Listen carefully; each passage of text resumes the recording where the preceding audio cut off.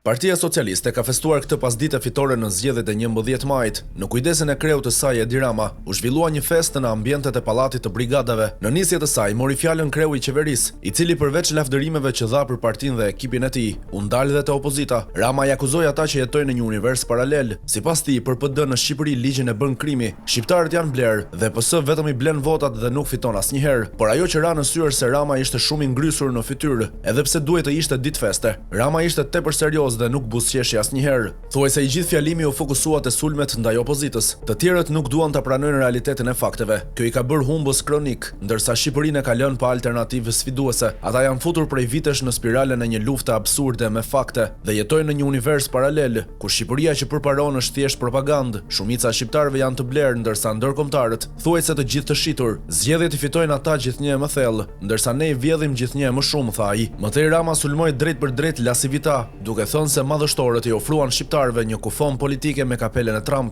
Ua kemi ne fajin madhështorëve që u mungojnë 200.000 vota. Këtë herë i ofruan shqiptarëve për kryeministër një kufom ambulante me kapelen e Trump dhe u premtuan një magji të madhe. Si në atë lojën e fëmijëve fluturon gomari dhe në fund nuk fluturoi. E ngjitën PS në shifrën rekord të 856.813 votave, afërsisht 88.000 më shumë se në vitin 2021, duke i katërfishuar jashtë kufive ato 35.000 vota më pak brenda vendit, krahasuar me 2021-shin, përveç mandatit të 9 të Vlorës, që për shumë pak mund ta kishim marrë me shqiptarët brenda vendit. Të 82 mandatet e tjera i kemi marrë këtu, ku kemi rifituar besimin e shumicës absolute, siç e parashikuan të gjitha sondazhet. PS kaloi kufirin e 50%, duke u ngjitur 4 shkallë gjysmë, nga 48.7% në 53.2%, fal një organizimi të mirë kapilar në territor, sesa çdo herë tjetër, tha ai. Rama u ndal edhe në emrat që humbën në këto zgjedhje. Ai ngushëlloi duke thënë se ata do të vijojnë të japin kontribut për qeverinë dhe Partinë Socialiste, duke u premtuar se nuk do të mbeten rrugëve, por do të gjendet një vend për ta.